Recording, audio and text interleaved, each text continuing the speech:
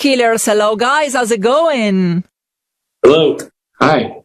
What a pleasure to see. Such a pity you're not here in our studios, but you're performing in Milan. How does it feel to be back in Italy? It's always nice to go. Is it my birthday tomorrow? It's your birthday tomorrow. And Is it? Saved it. last time we played in Milano, it was also my birthday. I turned Really? 26. Damn. And I'll be 28. I think I turned 38. Yeah. And last time, now I'm turning 41. Yeah.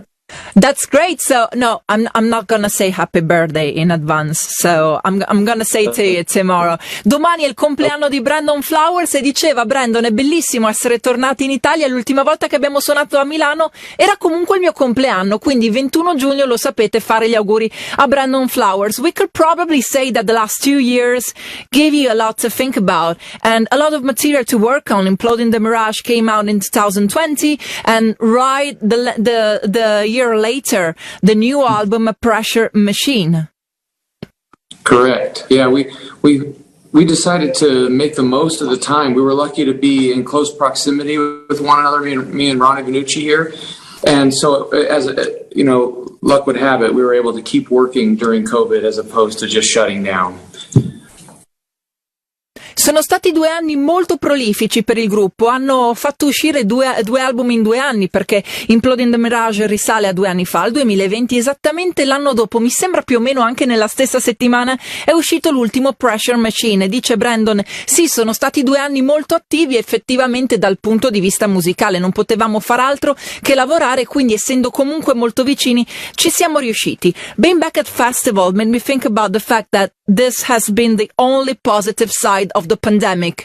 2 years of rest gave the possibility to big artists to come back stronger than ever. We were at Firenze Rocks with Red Hot Chili Peppers, Metallica, and for example, they sang so well. I mean, this is not your case. Your voice has always been perfect, but talking about music, what kind of moment is this for you? Well, I think it's a shared moment. I think we all over the world, people have found it difficult and been sort of praying for this time to come. And I think there's a strong communal rejoicing happening where everybody's just very happy to go out again and experience live music. And we're a band that relies strongly on that reciprocation between that feeling of the audience and what we deliver, and so we feel it too. We're very grateful. È stato un momento positivo forse da un unico punto di vista, questa pandemia. Negli ultimi 2 anni grandi artisti hanno avuto la possibilità di riposare e tornare più forti che mai. Ho fatto l'esempio dei Red Hot Chili Peppers, dei Metallica. Anthony Kiedis, ad esempio, al Firenze Rocks ha cantato veramente benissimo, voglio dire, grande performer, ma non proprio famosissimo per le sue doti vocali, e invece ci ha sorpreso. Ronnie Vannucci dice sì, è proprio così, c'è questa voglia di tornare a spaccare dal vivo, più forti di prima. Non solo le persone hanno voglia di musica, hanno voglia di incontrarci, è qualcosa di reciproco, noi lo sentiamo, quindi anche per noi, anche se dal punto di vista musicale loro sono sempre stati impeccabili, anche per noi, dice, è un momento molto molto bello, quello del ritorno. So what's the atmosphere so far? Because at our festival we were thinking about finding, frightened artists, very strict backstages, while it was just a big huge party and everybody wanted to hug each other and feel like joyful. We're not quite there yet. Ok, allora Ronnie ci dice sì, non siamo ancora in quel clima di super festival che avete beccato al Firenze Rocks dove tutti si abbracciano, si baciano, noi però ci stiamo arrivando. The record is connected to your roots. For the first time you went deep in your past. Can we say this is the Killer's most autobiographic album?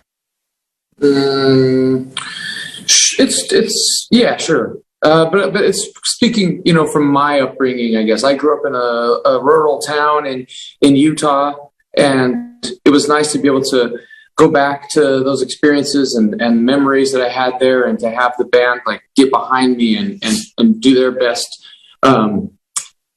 to accentuate, or what would the word be? Interpret what was happening and what was going on with these stories. And that was something we'd never done before.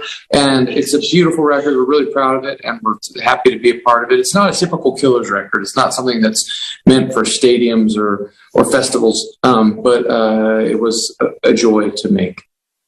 È un album molto intimo, il loro ultimo lavoro di studio, Pressure Machine. È un album, dice Brandon, che va nel profondo delle mie radici, non tanto quelle della band. Quindi sono tornato nella mia città, la mia città in cui sono cresciuto da bambino, una città di campagna nello Utah, e mi sono portato dietro tutto il resto della band. Quindi ho voluto capire, non solo raccontare la mia storia e la storia delle persone che vivevano accanto a me, ma anche vedere come i miei compagni di band avrebbero interpretato tutto quanto. Non è un disco da festival, è un disco molto intimo, ma a nostro avviso è veramente bellissimo e ne siamo molto molto fieri. Are you still connected with some of Neffy's people?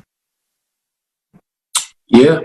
I have a sister and a nephew that are still there, and my dad's about 25 minutes away from there. My first job was there, and people that I grew up with are buried there. There's all, I'm always going to be connected to that place, and you can't extract those experiences from your life, no matter how hard you try. And I just found that things that I thought that I wanted to run away from were actually things that helped shape me, and that I'm actually really grateful for now. È sempre molto difficile essere estrapolati dalle proprie radici. La stessa famiglia di Brandon abita ancora in quella piccola cittadina e dice: vedi, le cose dalle quali cerchi di scappare sono quelle che alla fine ti riportano a te stesso, quelle che ti aiutano a capire dove ti trovi in questo momento. But as you were saying, most of us come from small towns, and there is always that moment when you realize, okay, I'm not gonna end up my days in here. I need to go away. So can you remember that moment? Because I do. I remember that precise moment when I said, I'm gonna get away. I remember I remember more of a sadness, because I knew I had to leave, and I remember things like it was so silly. I remember the last time I golfed with my dad. It makes me freaking emotional. Oh my gosh. Because I knew I was going to leave, and that was something that we did together. But I still knew that I had to go and get out of that little town. And so that's one of the things that when you brought that up, that was the first thing that popped in. Was there was a sadness attached to it because I was leaving my parents. But yeah, there were a lot of moments where I was like, I got to get the hell out. Veniamo tutti da piccole cittadine, c'è stato un momento per tutti in cui abbiamo capito che ce ne saremmo andati e che non saremmo finiti in quel piccolo paese. Brandon dice: sì, non c'è stato proprio un momento in cui mi sono guardato allo specchio e ho detto me ne devo andare, c'è stato però una specie di sentimento di tristezza che ha pervaso il mio ultimo periodo, perché sapevo che me ne sarei andato e quindi ho cercato di fare delle cose con mio padre. Mi ricordo benissimo l'ultima volta che ho giocato a golf con lui, sapevo che me ne sarei andato, quindi c'era la tristezza di lasciare la mia famiglia, ma anche la felicità e l'eccitazione di andarsene. Making the right choice in music and in life, that would be always the hardest part, right? Yeah, especially in music. Especially in music, but also in life, in this particular era where everybody is free to say what they think. I mean, respect is not taken for granted. I was having a look to your interviews, and I thought that sometimes people was disrespectful to you, but you are always very kind and with class and a smile upon your face. You just said what you wanted without being, pushed down by the others. So it's okay to be who you are. It's okay to speak out what you are thinking, but I think also it's really important to be kind and to respect other people's point of view. Yeah, I mean, there's a beautiful thing about living in a free world, is that we are able to have different opinions, and we should be able to hear each other and listen to each other and still come away without being rude to one another. And you may have seen some good examples of that from us, but there's also times when we've failed at that, and we need to work on that. And I think that's just a part of life. But like you said, yeah, a lot of people have access to their voice being heard, a lot more than when we were growing up. And you just got to take it with a grain of salt. Fare la scelta giusta nella vita e nella musica, dice Ronnie. Sicuramente nella musica è più difficile, però abbiamo parlato anche del fatto come a livello di esperienze viviamo in un'epoca in cui ora tutti si sentono liberi di dire ciò che pensano e quindi il rispetto non sempre va dato come sottointeso. Di conseguenza ricordavo la band, che mi stavo guardando un po' le loro interviste, a volte ho visto mancare loro nettamente di rispetto e mi è dispiaciuto, e loro con grande classe e un sorriso in faccia se ne sono andati via gentilmente, o comunque hanno risposto con educazione e hanno detto quello che pensavano. Brandon dice: sì, alla fine è vero, è la cosa più difficile, dire quello che pensi, ma anche essere pronto ad ascoltare quello che gli altri hanno da dire, che non sempre coincide con il tuo pensiero. Io sono cresciuto in un ambiente dove mi hanno fortemente abituato a rispettare il pensiero degli altri. I also watched the show for HBO where you had to listen to the most recent top 10 or something, and you acted shocked, but new stuff is not total rubbish. I saw Sam Fender opening for some of your concerts in America, and have you ever thought, okay, this brand new artist is going to continue my legacy? I'll tell you. We're not there yet. No, but I do. I actually texted this to him today because that kid opened for. They call him a kid. I don't know how old is Sam Fender. 24, 25. I heard his song. Will We Talk? It's called. Will We Talk? Yeah. And I knew that he had a little bit of us in him, and he had a little bit of Springsteen, and these similar influences that we have. And before we made Pressure Machine, I remember saying to myself, if we don't make this album, I think this kid's going to make it. And so it really helped propel us, I think, to make a better record in Pressure Machine.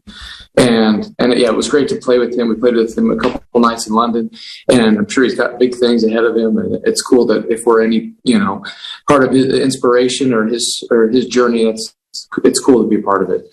Abbiamo parlato anche di musica nuova, perché guardavo un'intervista in cui Brandon e Ronnie venivano sottoposti alla musica nuova che c'era alla radio ed erano letteralmente sotto shock. Abbiamo detto non tutta la roba nuova è da buttar via. Abbiamo parlato di Sam Fender, che ha aperto alcuni loro show a Londra e ne aprirà degli altri in America. Dicono sì, effettivamente lui è molto molto bravo. Quando ho sentito, dice Brandon, la canzone Will We Talk, ho detto ok, o mandiamo fuori subito questo disco, stavano lavorando a Pressure Machine, oppure lo farà questo ragazzo. Lo sentiamo molto vicino a noi come influenze, ha molto di Springsteen, ha molto cantautorato, racconta la sua storia e quindi lo apprezziamo parecchio. Music has come once again as a help making possible the impossible, healing people from the last 2 years. Almost has nothing happened, because when you're at live shows it seems like pandemic didn't exist. Have you ever considered using your music to spread, for example, a political message or a peaceful message, talking also about the last recent months? We would not be opposed to it if we had a song that worked in some kind of scenario that was helpful. I don't know. One isn't coming to mind exactly right now. Yeah, and we've made some statements about our own country. We had a song called "Land of the Free" that came out a couple of years back, and so we're not opposed to it. We're not as political as somebody like The Clash or Neil Young or Bob Dylan or something like that. I think it's got to be something that sort of shocks us in a personal way enough to, not just jump on a bandwagon for any other purposes other than our own inspiration. We've got to come by it very naturally. We are very sensitive to a lot of things, a lot of bad things that are going on this planet right now. But it's speaking of planets, planets have to align to make sure that it's right to make it into song form and not be pushed or shoved in there just to make a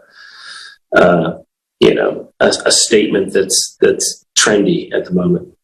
I agree with you. Abbiamo detto che la musica di recente è riuscita nell'impossibile, quello di cancellare 2 anni di pandemia. Se si va ad un concerto, l'atmosfera che si respira è quella proprio della libertà, della gioia pura, della voglia di musica, come se nulla fosse successo. E poi, soprattutto di recente, la musica ancora una volta è stata utilizzata da molti artisti per veicolare messaggi politici o di pace. Ho chiesto alla band se a loro è mai capitato, o meglio, se hanno mai pensato di farlo, di utilizzare la propria musica per dire qualcosa di leggermente schierato.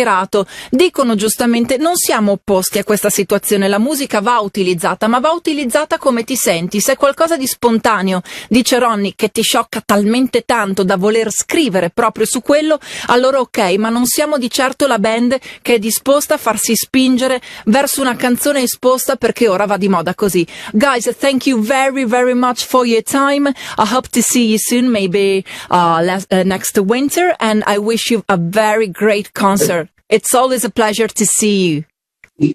Likewise. Thank you for having us. Thank you. Thank you very much. Bye. Bye.